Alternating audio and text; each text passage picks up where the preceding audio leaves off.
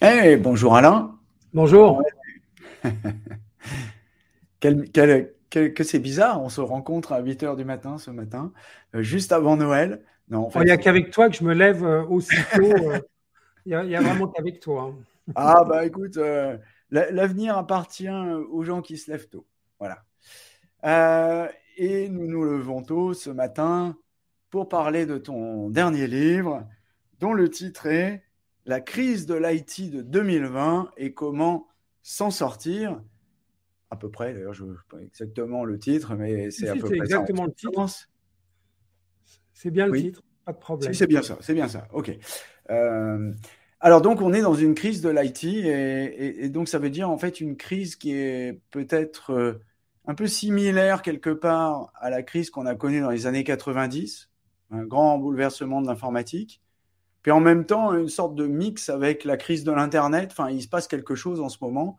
On entend beaucoup parler de licenciement, de rationalisation, même y compris chez les grands du web. Les parts de marché se rétractent aussi. Hier, on a eu une info de ce genre sur les rétractations pour la première fois des parts de marché dans la publicité digitale chez Google et Meta, hein, rien que ça. Mhm. Euh, bon, il se passe quelque chose. Alors, est-ce qu'il faut... c'est quoi? C'est l'hiver nucléaire de l'informatique? Qu'est-ce qui se passe? Peut-être pas jusque-là, mais il est clair que les secousses économiques qu'on connaît en ce moment, c'est que la face émergée de l'iceberg. En fait, la crise est bien plus profonde, elle est multifacteur. Certains parlent même de permacrise, hein, pour dire que c'est une crise permanente. Euh, il y a aussi une crise morale qui, à mon avis, est tout aussi importante. La crise morale, c'est justement la suite de tricheries et de scandales qu'on a connus tout au long de cette dernière décennie, qui fait qu'on peut commencer à se demander si on n'a pas échangé notre habitude de faire de l'innovation pour tout simplement tricher, mentir, tromper. Et ça, c'est super grave. Et puis, Mhm. il y a aussi des éléments techniques quand même. Il y a d'abord le fait que la loi de Moore ne se vérifie plus. Alors, il y en a certains qui contestent cette assertion, mais il n'y a rien à faire. Si on croise les sources, on finit par se rendre compte que effectivement la loi de Moore ne se vérifie plus. Or, Mhm. c'est un élément absolument monumental dans notre environnement parce que ça fait plus de Ouais. 40 ans que la loi de Moore était la locomotive qui tirait le train. C'était elle qui amenait la croissance, d'abord par une croissance technique qui se traduisait par une croissance économique. Si tout d'un coup ça Mhm. s'arrête, ça veut dire la fin des progrès automatiques, des progrès techniques automatiques. Ça ne veut pas dire la fin des progrès techniques, mais Ouais. une certaine j'arrive pas à le dire, une certaine régularité, Ouais. eh bien ça c'est terminé. Une certaine rente de situation, ça c'est terminé. Et puis on est dans un mode un peu panique, je dirais, puisqu'on le voit que cette attente et cette recherche de la next big thing, la prochaine grande affaire qui va relancer toute la machine et nous sauver, eh bien pour le moment, tous les candidats qui nous ont été proposés, qui nous ont été présentés, eh bien ne font pas l'affaire entre guillemets. C'est-à-dire Mhm. que personne n'est tout à fait aussi aussi big et aussi proche de se réaliser. Et des fois, c'est même carrément des fraudes manifestes comme le Web3. Et à mon avis, le Web3, d'ailleurs, c'est encore un élément qu'on sous-estime. Pour moi, c'est la première fois, et c'est quand même super important, qu'on est face à une mode technique qui est entièrement bidon. Donc, bon, il y a déjà eu des modes techniques qui étaient discutables, qui étaient contestables tout au long de l'histoire de l'informatique. Je pense à Java à la fin des années 90, par exemple, que j'ai beaucoup convaincu. Bon, mais même Java, il y avait quand même un fond. Là, avec le Web 3, Ouais. à part de la fraude, à part de la tromperie, à part de la spéculation, ben, il n'y a rien. Ouais. Bon, Java, ça a donné JavaScript aussi, et JavaScript, on ne peut pas traverser une page web sans le voir. Donc, Oui, mais entre Java et JavaScript, il n'y a qu'une partie du nom qui est en commun, hein. Il n'y a oui, rien d'autre, hein. Le ça langage va. est radicalement différent. Oui, là tu parles du Java des années 90 que Ouais, lançait Sun et qui était destiné à faire à tout du web remplacer. sans ordinateur avec une Voilà, à sorte tout de remplacer, à Java remplacer machine. Windows surtout. C'était surtout Oracle et Sun qui voulaient être calife à la place du calife, virer Windows et Microsoft et se mettre comme acteur dominant à la place. C'était ça principalement. Ouais. Et avec le Web3, d'ailleurs, c'est la même chose. Quand ils disent on veut une informatique sans intermédiaire, alors la vérité, c'est on veut réintermédier l'informatique et se mettre à la place des GAFAM. C'est ça la vérité. Bon, le Ouais. problème, c'est qu'ils proposent ça avec un plan technique qui ne tient pas debout. Bon, donc du coup, Bon. évidemment, ça ira pas loin. Donc, si je comprends bien, on est dans une crise de l'informatique. C'est pas seulement une crise conjoncturelle, parce qu'il y a une superposition quand même de crise conjoncturelle et d'une crise structurelle. Absolument. Oui, Alors, c'est les la deux. crise conjoncturelle, il n'y a pas besoin d'y revenir, on la connaît. On la vit en ce Voilà, moment. ça c'est OK. Et la crise structurelle, elle est due d'une part à un changement de vitesse de l'innovation, si je veux simplifier ce que tu expliques par la loi de Moore. Oui. Bon. Bah, Même surtout si que je la loi de nuancerais Moore, un surtout, peu c'est cette que histoire de loi de Moore, parce que, on est arrivé au bout, quelque part, de ce qu'on pouvait faire. C'est que la loi de ouais, Moore, fondamentalement, c'est l'augmentation de la densité des composants sur une oui, plaque de silicium. Bon, on savait bien qu'à un moment, on allait heurter un mur. Là, on y est et on ne peut pas aller tellement plus loin en termes de densification, en tout cas sur un seul plan, en 2 dimensions. Alors après, on peut s'amuser à monter les composants les uns sur les autres, mais c'est beaucoup plus compliqué et ça va mettre du temps avant que ce soit, comment dire, mature. Et le temps en informatique, on sait que c'est des unités de 10 ans à chaque fois. Évidemment, à chaque fois que je dis ça, je fais rire les gens, personne ne me croit, mais après coup, on s'aperçoit que c'est vrai et que même 10 ans, c'est le minimum en vérité.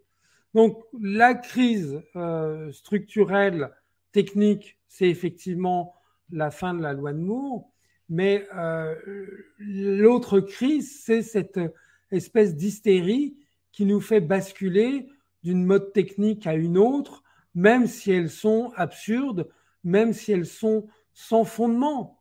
Ça, ouais, j'ai envie de dire, c'est encore plus grave. Ça traduit bien qu'il y a vraiment quelque chose qui ne va pas. Comme dirait Shakespeare, il y a quelque chose de pourri au royaume du Danemark. Bah, c'est un peu ça. Il faut le réaliser. On a un problème dans l'informatique. Tant qu'on restera accroché à c'est la dernière mode technique, il faut s'y ruer, il faut s'y jeter, il faut se lancer dans la transformation numérique avec l'accélération, etc. Tout ça, c'est des conneries. Tant qu'on ne sortira pas de là, on n'ira pas bien. ouais. Bon, on comprend qu'il y a effectivement quelque chose de pourri au royaume du Danemark, comme tu le dis. Et, et on pourrait poursuivre être ou ne pas être.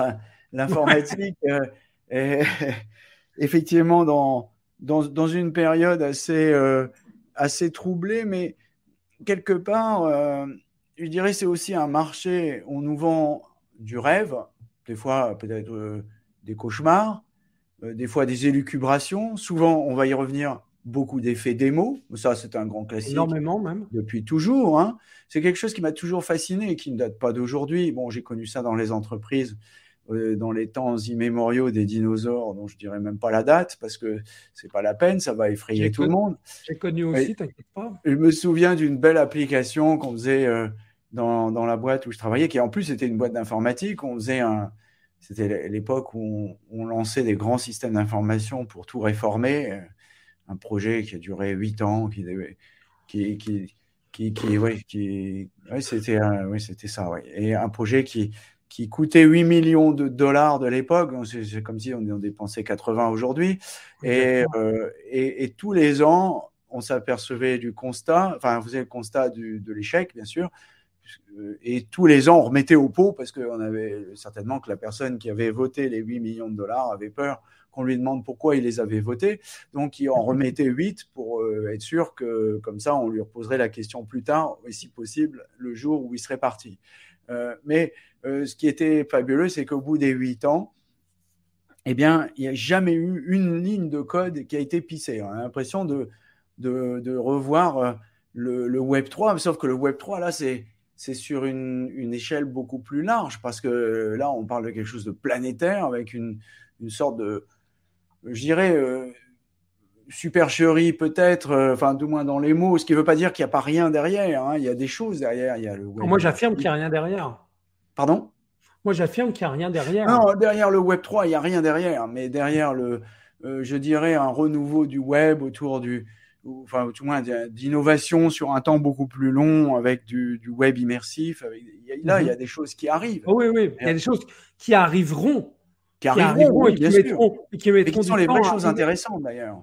Oui. Mais moi, ce qui me fascine, c'est pourquoi, justement, après toutes ces années, parce que l'informatique est quand même quelque chose de vieux, quoi. Ça quand même 70 ans. Donc, pourquoi on est encore comme des petits garçons à regarder ces pseudo-innovations sans esprit critique, on aime les contes de fées, je ne comprends pas. Oui, alors, dans le cas du Web 3, c'est un petit peu différent. C'est pas tellement là, le facteur critique, c'est pas un effet démo, parce que l'effet démo, il n'y en a pas. C'est autre chose, c'est la ruée vers l'or, qui aveugle tout autant. C'est de croire qu'en allant là-dedans, on va être riche rapidement. Ouais. Et donc là, il n'y a plus aucun raisonnement, il n'y a plus aucun esprit critique, rien du tout. Pour en revenir à l'effet démo, qui est également une de nos plaies, ça remonte à un passé historique déjà un peu ancien. Ça remonte à 1968 avec ce qu'on appelle la mère de toutes les démos, où Douglas Engelbart a montré des systèmes distribués, des systèmes graphiques, l'interface à base de souris, etc., qui était une démo absolument extraordinaire, très, très, très, très en avance sur son temps, et qui, effectivement, après coup, s'est réalisé. Et en quelque sorte, l'émerveillement et la conviction que, à partir du moment où on voit une démo convaincante, effectivement, ça va découler sur nos postes de travail, c'est ancré à ce moment-là. Et donc, aujourd'hui, les gens n'ont pas assez de recul pour faire la différence entre l'effet démo et la réalité du terrain. Le meilleur exemple, celui que je rabats tout le temps, c'est les voitures autonomes. Oui, il y a une dizaine d'années, on nous disait, les voitures autonomes, c'est dès 2016, pas de problème, préparez-vous. Vos enfants n'ont même plus besoin de passer le permis. Ça, c'est de l'histoire ancienne, c'est réglé. Aujourd'hui, il y a de plus en plus d'articles. Il y en a un publié hier dans l'usine sur l'usine digitale. Excellent, qui fait le point sur l'état de la voiture autonome et qui dit à mots couverts, rien avant 2035 pour ce qui est d'une voiture de niveau 4 ou de niveau 5. Qui soit, homologuée, pour que les assurances s'accordent, qui ne marche pas seulement aux États-Unis, mais également en Europe, etc., etc. Donc, on est loin, mais c'est normal. Oui, ça n'a rien de choquant. On n'accorde jamais assez de temps pour que les innovations rentrent dans leur phase de maturité. Or, il n'y a que dans la phase de maturité que c'est effectivement utilisable. Ouais. Et là, on est en train de revivre ça, hélas, pour l'IA. L'IA, la ferveur et l'hystérie s'étaient un petit peu calmées. Et puis avec les programmes d'OpenAI, que ce soit DALL-E ou GTP3, ChatGPT, etc., voilà, hop, on est reparti dans l'effet démo et dans les réactions hystériques. La réaction hystérique typique, c'est de dire Google, c'est fini, ils sont foutus, on va faire les recherches avec un chatbot qui nous répondra précisément au lieu de nous envoyer des dizaines de liens web. Moi, je suis quand même assez abasourdi de lire ça, parce que imaginez, alors Google un jour évidemment basculera et sera remplacé, renversé, submergé, comme IBM a fini par l'être, comme Microsoft finira par l'être, etc., etc.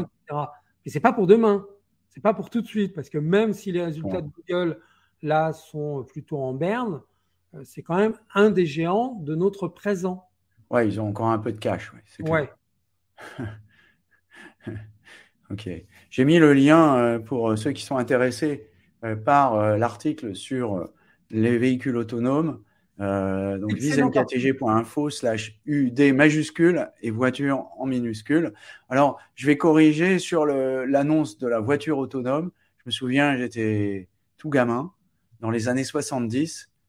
C'est tellement vieux, j'ai même pas retrouvé dans les archives de Science et Vie. Donc, ça date d'avant 73, je pense. On annonçait déjà, et je me souviens très très bien de ce visuel de voiture avec des personnes qui lisaient le journal. C'est toujours le même visuel d'ailleurs, depuis 70. Hein, ça fait quand même quelques années, plus de 50 ans, qu'on nous rabat les oreilles avec ce truc. Alors ça finit par arriver, Yann, parce que regarde, par exemple, là, on est en visioconférence tous les deux. Oui. Il y a du monde avec nous, etc. Mais la première fois qu'il y a eu une démonstration de visioconférence, on ne l'appelait pas comme ça d'ailleurs, c'est en 1940 à l'exposition universelle de New York. Ouais. C'est TNT qui avait fait une démonstration de ça. Donc, je ne sais plus comment on appelait ça, peut-être qu'on appelait ça le visiophone, peu importe. Évidemment, à cette époque-là, ce n'était pas opérationnel. 20 ans après, toujours pas. 30 ans après, toujours pas. Mais aujourd'hui, ça y est. Donc, dans le temps long, on y arrive toujours. Oui, dans le temps court, non, ça, c'est pas la peine. Alors, là, si tu me lances sur ce sujet-là, on n'a pas fini parce que j'ai eu le plaisir et la chance et l'honneur d'introduire cette belle technologie chez un grand opérateur français en 2001 avec une start-up de l'époque qui s'appelait Webex. Ah oui, je me rappelle. Voilà, donc je suis allé prendre mon bâton de pèlerin pour aller signer le contrat. C'est épique d'ailleurs parce que c'était une négociation assez intéressante qui a bien rapporté d'ailleurs. Derrière, ça a quand même mis 20 ans jusqu'au fameux confinement pour que le Vulgum Pecus finisse par percuter que c'était vraiment bien, quoi. Mais pendant 20 ans, le nombre de fois où j'ai dû batailler pour expliquer que c'était mieux de se parler en visio, comme on est en train de le faire aujourd'hui, plutôt que d'envoyer un mail en déconnecté et d'attendre la réponse 3 jours après, je compte plus. Je compte plus. Il y a un temps incompressible sur l'usage et la voiture autonome n'y coupera pas parce que là, en plus, il y a des contraintes réglementaires, il y a des contraintes éthiques, il y a des contraintes d'organisation et d'infrastructure. Surtout, on peut difficilement faire conduire une voiture autonome dans une ville comme Paris où déjà un être humain capable d'adaptation a déjà du mal à naviguer. Donc ça paraît difficile. Bon, cette crise de l'IT, ok, bon, je comprends, il y a quelque part une crise structurelle, industrielle, d'une part, et puis de l'autre côté, on y reviendra d'ailleurs sur cette histoire de loi de Moore, parce que j'ai une petite nuance à apporter. Et puis, de l'autre côté, une crise, je dirais, de l'exagération, on va le dire comme ça. Mais bon, est-ce que les crises, je sais pas, depuis que je travaille, j'ai connu que des crises, donc je n'ai pas l'impression de découvrir. C'est la fin du monde ou qu'est-ce qui va se passer derrière? On va avoir, comme dans les années 90, des grands acteurs de l'informatique qui vont disparaître du jour au lendemain, comme on a vu disparaître DEC, comme on a vu disparaître Data Général, Control Data, ICL et tous les autres. Ça arrive tout le temps. Il y a tout le temps un renouvellement de la vieille garde. Là, on n'y a pas fait tellement attention, mais où sont les IBM et Oracle d'il y a seulement 10 ans? Alors, certes, IBM encore là, ils sont toujours là, ils font toujours du chiffre, mais c'est ce que j'appelle des morts vivants, en fait. C'est-à-dire qu'un acteur important de l'informatique, dès qu'il perd le mind share, la part d'esprit, le market share suit derrière. Il n'y a rien à faire. Ça a toujours été comme ça. Donc, ils ne se sont pas encore forcément rendus compte, mais ces vieux acteurs sont des morts vivants. Le seul acteur qui a réussi à passer la barre, c'est Microsoft. C'est le seul la vieille garde qui a réussi à survivre, qui a réussi à évoluer, qui a réussi à se réinventer, qui a pris la vague du cloud pas trop tard. Et donc, il y a tout le temps un renouvellement. C'est pas ça la crise. La crise, c'est pas ça. La crise actuellement, c'est 2 facteurs. J'y reviens encore.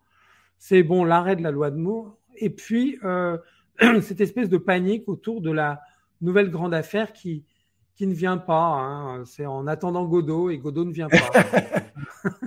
Donc, mais en fait, là aussi, on se trompe de cible parce que, en vérité, notre monde de l'informatique, il n'est pas tout à fait homogène, il n'est pas tout à fait unifié. Il y a deux peuples, en fait. Ouais. Il y a le peuple des offreurs qui, eux, ont intérêt à ce bourdonnement, à ce renouvellement perpétuel, à cette hystérie autour des modes techniques. Et puis il y a le monde des utilisateurs, le peuple des utilisateurs, que ce soit les directions informatiques ou même les utilisateurs directement sur le terrain. Et eux, ils n'ont pas intérêt à ça, mais ils ne le savent pas. Ils ne l'ont pas compris. Donc, ils se font abuser. Ils se lancent sur la dernière mode, imaginant que ça va leur apporter un avantage stratégique. Oh mon Dieu, combien de fois j'ai entendu cette horrible expression de l'avantage stratégique dans le domaine de l'informatique. Quel mal ça a fait, ça. C'est extraordinaire. Donc, perdre du temps, perdre de l'argent, se lance dans des projets bien trop longs, effet tunnel, effet comité, des horreurs absolues qui font qu'on a un taux de mortalité. Les projets longs, c'est un bain de sang absolu. C'est extraordinaire de constater dans les organisations ce qu'elles perdent en se lançant dans des projets trop lents, trop grands, trop ambitieux pour elles. Ne faites pas ça. Arrêtez de vous laisser influencer par des big bangs stratégiques qui doivent vous donner un avantage, mais qui en vérité vous mènent nulle part. Ouais. Donc le vrai schisme à réaliser, c'est de comprendre que l'intérêt des offreurs n'est pas l'intérêt des utilisateurs. Il y a une dichotomie assez franche entre ces deux peuples qu'il faut enfin accepter et admettre. Moi, j'appelle à une sorte de révolution, de révolte du peuple des utilisateurs, d'arrêter de se laisser embobiner et mener par le bout du nez par le peuple des offreurs, parce que c'est eux qui nous ont mis dans l'écueil qu'on vit actuellement. Oui. Bon, les utilisateurs sont pas toujours neutres non plus, parce qu'ils ont aussi ils ont un rôle à jouer aussi dans ces crises d'exagération. Hein. Donc, il y a un truc qui me frappe, moi, c'est d'ailleurs dans ton titre, c'est clairement noté. Tu parles d'informatique. On ne parle plus d'informatique, on parle d'IT. Alors les mots sont jamais neutres. Pourquoi on change de nom? Quand on change de nom, en général, c'est qu'il y a quelque chose, il y a une mode qui est passée. On tourne la page, on renomme les choses parce que, je sais pas, c'est comme numérique est devenu digital. Numérique, ça faisait un peu ringard, ça faisait un peu Minitel. Alors donc, on a mis digital, ça fait beaucoup plus moderne. J'ai rien à ajouter, tu expliques très bien la chose. J'ai rien de plus à dire. C'est tout le problème de ce renouvellement du vocabulaire qui est comme un espèce de maquillage. Ça ne change pas grand-chose sur le fond. De plus, il ne faut pas oublier qu'on est dans un contexte où le niveau global de la société s'effondre. On est face à des gens qui sont de plus en plus abrutis. C'est la réalité. Donc, alors, ça, je pense que c'est un effet de bord. Non, c'est faux, ça. Ça, écoute, non, il y a de plus en plus d'abrutis qui s'expriment. Non, en fait, c'est même pas vrai, d'ailleurs. On voit de plus en plus les abrutis qui s'expriment, on les voit, alors qu'avant, on les voyait pas. Au café du commerce, ils pouvaient parler bêtement, mais on les voyait pas. Maintenant, s'ils se mettent dans les médias sociaux, c'est clair qu'on le voit. Enfin, on le voit encore, c'est même pas dit. Mais enfin, on en voit certains. Non, c'est un effet de bord. Tout comme plus personne ne lit, c'est faux. Il n'y a jamais eu autant de gens qui ont lu. Correct, finalement. Pardon ? C'est vachement politiquement correct, finalement, Yann. Non, c'est pas politiquement correct. C'est que enfin bref, c'est pas tout à fait vrai. Voilà pourquoi éventuellement le vocabulaire s'appauvrit. Mais bon, j'ai rien de plus finalement. Non, que le vocabulaire s'appauvrisse, ça, oui. Enfin, c'est assez paradoxal aussi. Oui, il s'appauvrit sur certaines choses et il s'enrichit beaucoup sur d'autres.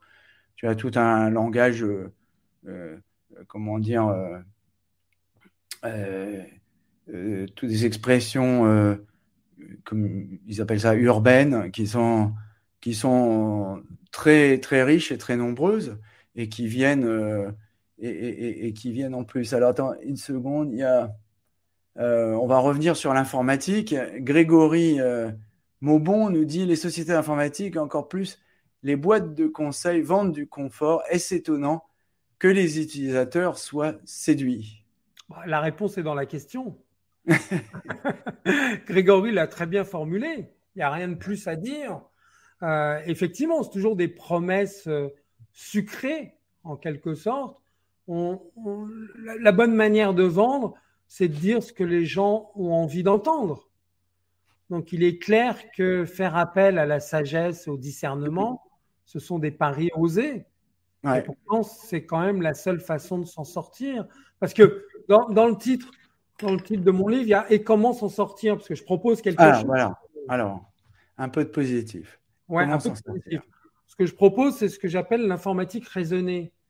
Alors, qu'est-ce que c'est que l'informatique raisonnée? C'est principalement 3 principes. C'est arrêter les projets trop longs. 2, être agile sans dogmatisme. Et 3, arrêter de s'arrimer aux modes techniques qui sont essentiellement nocives. On arrive à appliquer ces 3 principes. Alors après, l'informatique raisonnée, c'est bien plus détaillé que simplement ces 3 principes-là que je résume rapidement, mais on comprend l'idée. C'est un peu de revenir sur Terre, d'utiliser le bon sens et de comprendre que puisque les grands projets ont un taux de mortalité important, il faut arrêter d'en faire, tout simplement. Ouais. Et être agile, ça ne veut pas dire adopter de façon rigide le vocabulaire et les rites des méthodes agiles. C'est de comprendre que il faut faire des projets courts, il faut mettre à jour souvent, ce genre de choses. Il n'y a pas besoin de monter tout de suite dans un espèce de dogmatisme d'être plus agile que le voisin. C'est pas ça. À la base, d'ailleurs, il n'y a pas de méthode agile, c'est une philosophie. Oui, absolument. C'est même la méthode, c'est Scrum, c'est Kanban, c'est Scrumban. Ça sont des méthodes, mais l'agilité n'est pas une méthode, c'est une philosophie. Exactement. Ok, les projets trop longs. Alors, qu'est-ce que tu conseilles? Donc, là, je suppose qu'on s'adresse aux entreprises, on quitte le domaine aux organisations, oui. Voiture autonome, on est dans l'organisation et dans les entreprises. Alors, qu'est-ce que tu conseilles donc en termes d'informatisation aujourd'hui? D'abord, est-ce qu'on a besoin d'ailleurs encore de lancer en 2022 autant de projets spécifiques? Je crois que la France est la grande championne du nombre d'ESN par mètre carré. Est-ce qu'on a vraiment besoin de voir tant de projets spécifiques? Est-ce que tout le monde a besoin de réinventer la roue tout le temps? Alors, à mon avis, il y a un indicateur formidable et très peu utilisé dans les organisations, pas seulement les entreprises, les organisations au sens large, c'est le Shadow IT. Moi, je suis un très grand partisan du Shadow IT, qui, au contraire d'être une plaie, est une chance. Dans le Shadow IT, c'est les utilisateurs qui nous indiquent ce qu'ils attendent, ce dont ils ont besoin, ce qu'ils veulent. Alors, ils le font par eux-mêmes, éventuellement maladroitement, mais à mon avis, ça doit être un indicateur à utiliser pour orienter justement l'effort de développement qui reste à faire. L'effort de développement, d'intégration, de perfectionnement, etc. Le Shadow IT, en fait, quand on le voit comme ça, est une bonne chose. Et il faut l'exploiter comme étant une bonne chose. Alors évidemment, ça a choqué beaucoup, ce que je dis, parce que la plupart des directions informatiques, pour elles, le Shadow IT, c'est une menace. C'est un problème. Mais je pense qu'au contraire, c'est une chance et qu'il faut l'embrasser, il faut le gérer. Et dans ce cas-là, on en retire les bénéfices. Ça peut aussi, après, si c'est pas géré, ça peut aussi proliférer et ça peut créer des catastrophes. C'est pour ça qu'il faut s'en occuper. Mais être aveugle à ce qui se passe au niveau du Shadow IT, c'est la pire des attitudes. Parce qu'on se prive justement de ce que les utilisateurs attendent, réclament et font par eux-mêmes parce que l'informatique de l'organisation est, entre guillemets, défaillante. C'est là qu'il faut faire porter l'effort. Ouais. Et justement, est-ce que l'avenir de l'informatique, pas plutôt de sortir de cette dichotomie qui finalement on n'utilise plus trop ces termes-là, mais qui reste quand même très MOE, MOA, et de travailler dans des équipes pluridisciplinaires. C'est peut-être ton deuxième point d'ailleurs, l'agilité sans dogmatisme, parce que c'est un peu ça l'agilité sans dogmatisme. C'est exactement ça, c'est-à-dire c'est d'associer les utilisateurs au processus de développement à travers éventuellement une nouvelle vague d'outils. On parle beaucoup des outils low-code, no-code. Bon, c'est là aussi une vieille idée, puisque tu as connu, comme moi, les L4G il y a bien longtemps. Ouais. Une démarche dans ce sens. Mais si justement, grâce au Shadow IT, on identifie des tendances, après on peut les mettre en œuvre assez rapidement et de façon itérative, en s'appuyant sur les utilisateurs et sur ce type d'outils. Grégory nous dit que finalement, la discussion entre DSI et métier, c'est un peu de la vieille histoire. Est-ce que c'est vraiment important de rappeler ça encore en 2022 ? Oui, on peut penser que tout ça, c'est vieux, mais dans les organisations, quand on y va, on constate que c'est toujours quand même assez présent. Ouais. Donc, moi, je veux bien du passé, faisons table rase. Ouais. Je veux bien, hein, pas de problème. Mais le passé, souvent, il a la vie dure. On retrouve ces éléments dans les organisations. Moi, je serais ravi que toutes les organisations soient autosuffisantes et complètement autonomes et laissent le pouvoir aux utilisateurs avec des outils no-code, en veux-tu, en voilà. Mais on n'en est pas encore là. Ouais. À mon avis. Grégory nous fait une plaisanterie que malheureusement, pour laquelle je n'ai malheureusement pas le décollage culturel suffisant. Donc, moi non plus.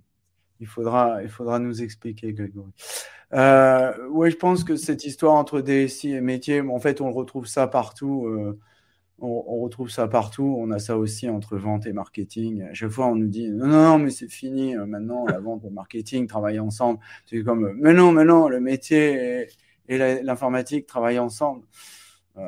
Oui, non. Et puis à la limite, moi, je faisais déjà ça il y a 40 ans, mais c'est pas parce que je le faisais que tout le monde le faisait. Et puis il y a plein de gens qui l'ont fait. Et quand on l'a fait, chez Unisys, il y avait des exemples emblématiques comme ça. Le Santa Fe Railways, c'était un système d'information qui avait été conçu par des utilisateurs et pas par des informaticiens. Le stockage des pièces détachées d'Iberia, entièrement géré sur Mapper, c'était aussi géré par des utilisateurs et pas par des informaticiens. Alors, voilà, bon, c'était des gens qui étaient déjà dans cette tendance-là. Ouais, aujourd'hui, on fait beaucoup de blabla, mais je suis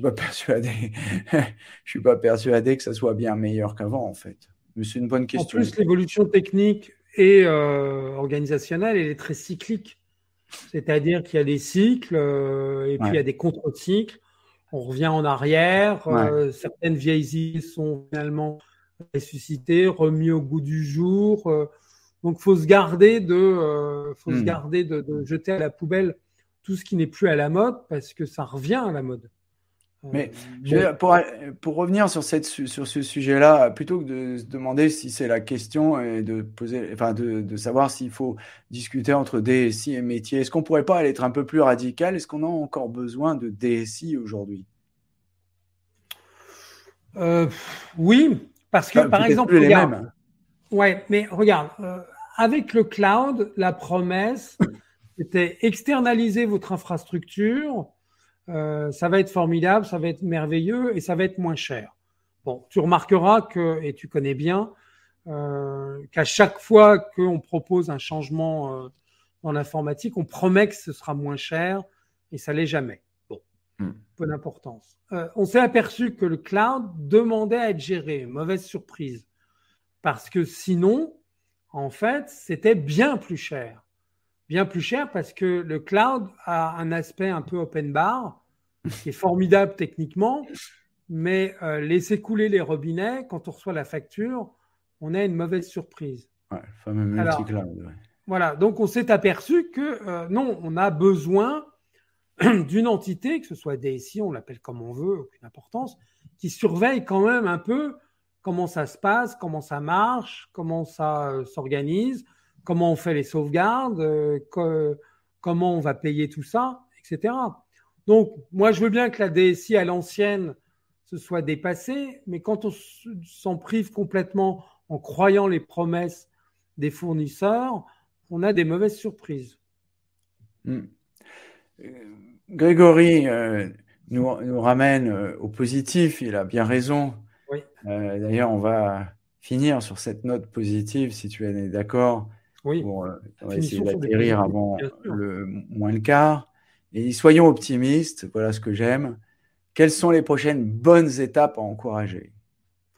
Prochaines bonnes étapes, c'est justement d'ouvrir les yeux, de devenir lucide, et d'arrêter de se faire enfumer par les modes techniques, d'arrêter de se faire éblouir, aveugler par les effets des mots, d'arrêter de croire les promesses de la propagande. Il y a une propagande technique, elle existe, il faut être lucide, il faut être réaliste, et de commencer à s'intéresser à ce qu'on peut faire de concret sur le terrain, des améliorations, des itérations qui permettent d'aller dans la bonne direction au lieu de croire toujours à un Big Bang qui va permettre de laisser sur place la concurrence. Bon, prenons un exemple concret. Si je suis une banque, par exemple, peut-être pas l'exemple le plus simple, mais enfin bon, allez, si je suis une banque, quelle est l'étape à suivre demain? Qu'est-ce qu'il faut que je mette en place demain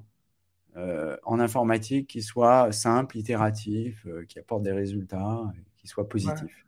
Qui va par exemple aider les conseillers en agence, parce que justement, il y a un gros problème au niveau du réseau bancaire, c'est qu'ils perdent leurs conseillers. Les agences deviennent des agences fantômes, où le directeur de l'agence en est réduit à faire tout, parce qu'il n'arrive plus à recruter des conseillers bancaires pour remplacer ceux qui sont partis dans la grande démission.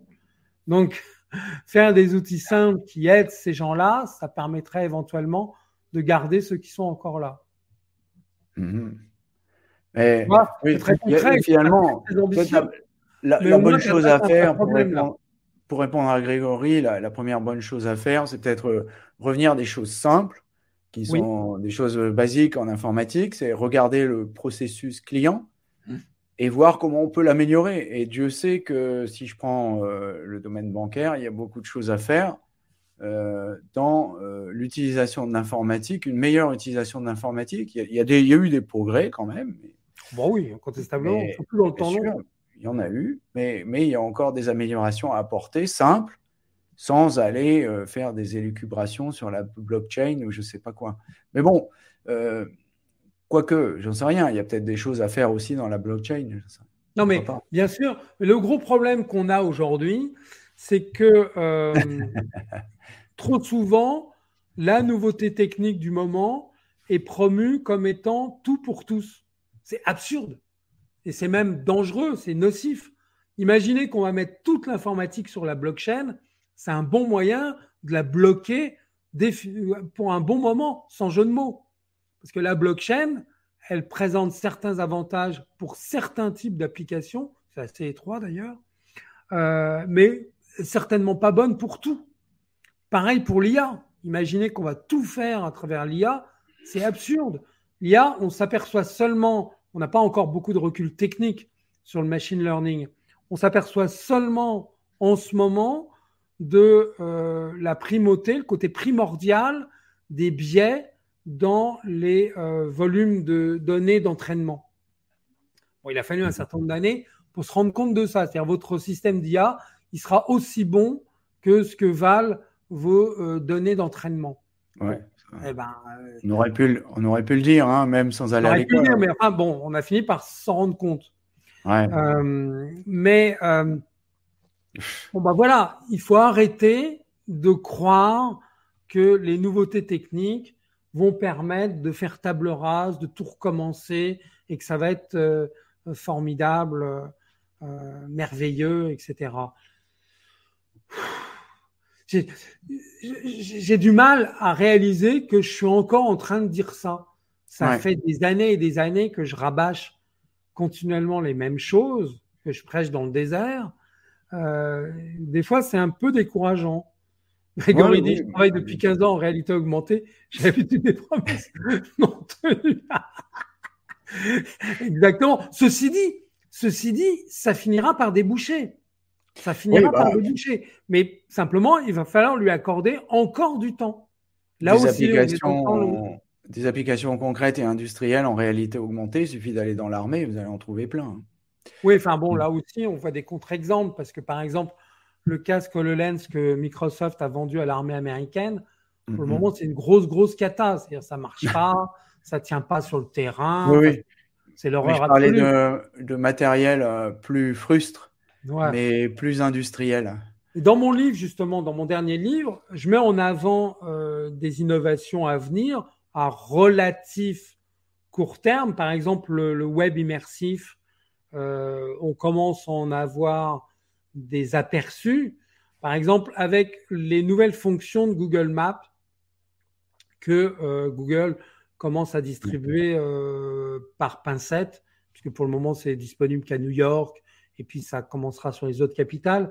Mais on a un Street View dynamique. C'est-à-dire, c'est pas un Street Oui, View statique, oui, c'est le sûr. Street View directement qu'on voit à travers son écran. Et ce Oui, Street View vous oui, permet c'est de très vous impressionnant. Ouais. orienter si c'est pour faire un trajet ou de vous donner quelles sont les ressources disponibles dans votre environnement, autour de vous ou sur ce trajet, tels que restaurants, distributeurs de billets, que sais-je, ce genre de choses. Bon, bah ça, c'est une prémisse de la notion de web spatial dont on parle déjà depuis un certain moment, Ouais. mais qui va finir par arriver si on lui laisse le temps. Toujours la même Oui, bien histoire. sûr, bien sûr. Bah, les applications de réalité augmentée sur Google, les premières, bah, ça doit coïncider avec Grégory, le travail de Grégory, je pense. Les premières, je me souviens, c'était ma première tablette, donc ça doit dater de 2010. Et il y avait une application en bêta sur Google qui permettait de superposer des informations sur l'image qu'on prenait directement par Google. C'était bien fichu. Bon, il n'y avait juste pas les données, mais c'était intéressant. Mais effectivement, il n'y avait pas l'usage, il faut le temps, faut que les données soient correctes, qu'on ait le temps de les mettre à jour, qu'il y Mais ait si on une veut valeur parler de, ajoutée, que l'usage soit là. Enfin, ça fait beaucoup de si on choses. veut parler de réalité virtuelle, parce que moi j'aime bien parler de réalité virtuelle, ça me permet de me Ouais. dégager de mon image rétrograde qui veut tout le temps dire tout ça, ça prend du temps, etc. Moi, je suis très fan de la réalité virtuelle et je l'utilise depuis maintenant pas loin de 10 ans.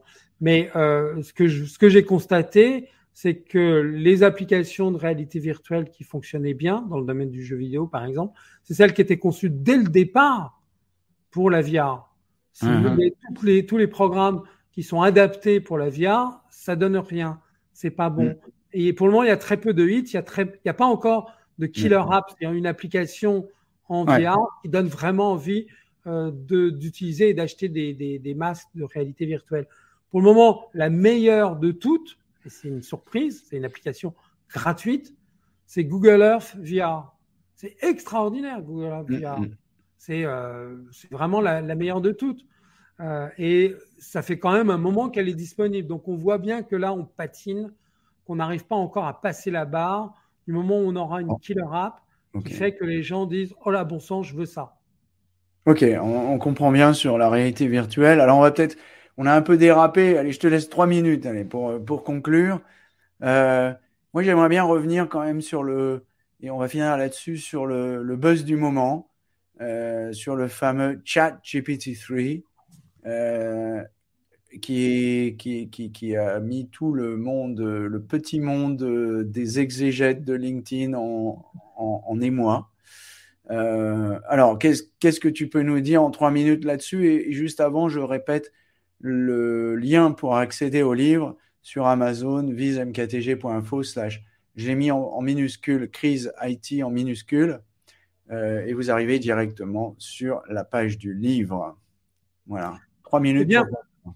ce qui se passe avec ChatGPT, c'est clairement, une fois de plus, l'attente de la nouvelle grande affaire. Il y a une attitude hystérique au sens clinique du terme là-dessus. Et là, tout d'un coup, il y a une nouveauté bluffante, et c'est vrai que c'est bluffant par certains aspects, mais il faut bien comprendre que ChatGPT, c'est finalement de la statistique appliquée au texte, et il va vous répondre ce qui lui paraît sensé sur un plan statistique. Donc, par exemple, si vous lui posez la question de est-ce que c'est une bonne idée de mettre de la porcelaine pilée dans la bouillie de bébé, il va vous dire ah bah oui, c'est merveilleux, c'est formidable parce que vous allez lui donner son apport en calcium. Très bonne idée, allez-y. Bon, là, on comprend bien qu'il n'y a pas de raisonnement derrière ça. Mais c'est normal.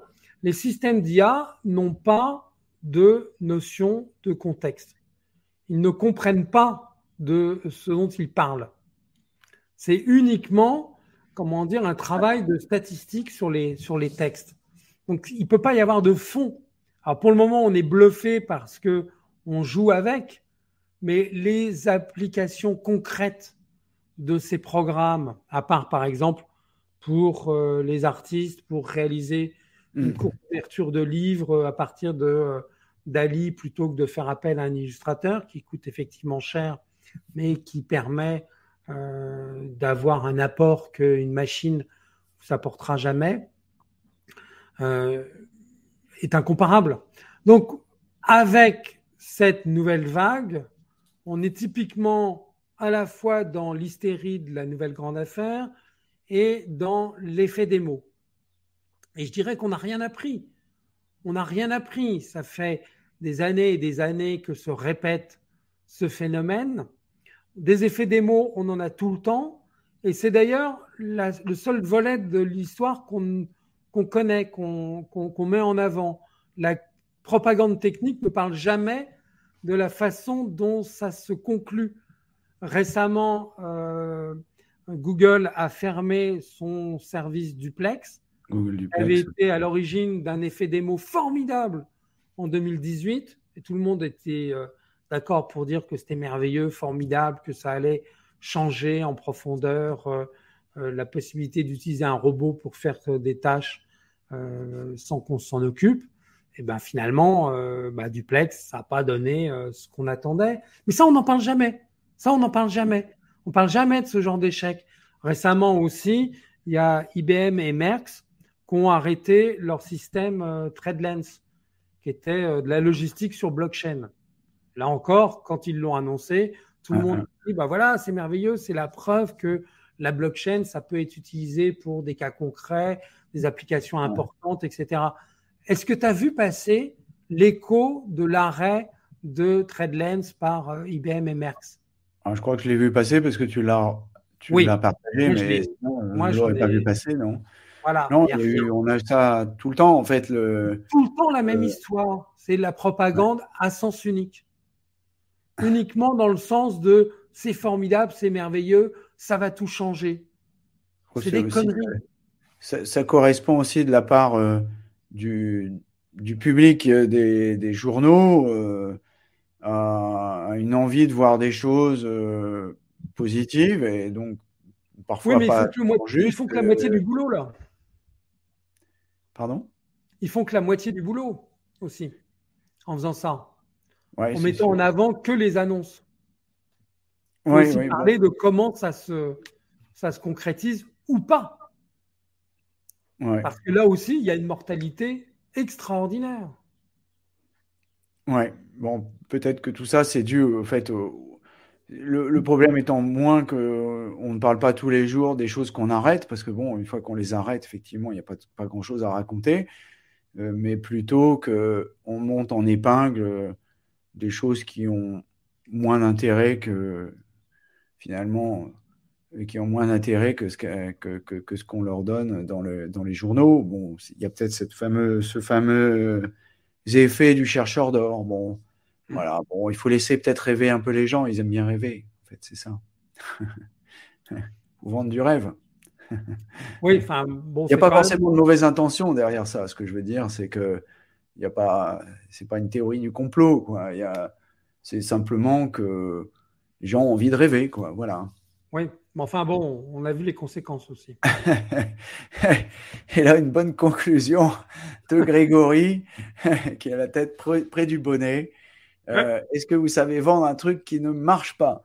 Non, nous, on ne sait pas trop, mais il y a beaucoup de fabricants qui savent vendre des trucs qui ne marchent pas. Oui, s'y attache tous les jours.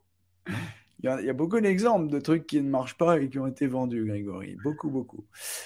Bien. Eh bien, maintenant, il est temps de se quitter, Alain, de remercier les auditeurs et surtout Grégory qui a été très assidu. Je vous invite donc à télécharger, acheter le livre sur Amazon vismktg.info/crise-IT. Tu l'as en papier ou en e-book? Alors, il est disponible en 3 formats. Donc, numérique Kindle, relié ou broché. C'est-à-dire, broché, c'est couverture rigide. C'est la version luxe, en quelque sorte. Là, c'est le grand luxe. Ouais. Ok, bon, voilà, c'est pour garder pour ses petits-enfants.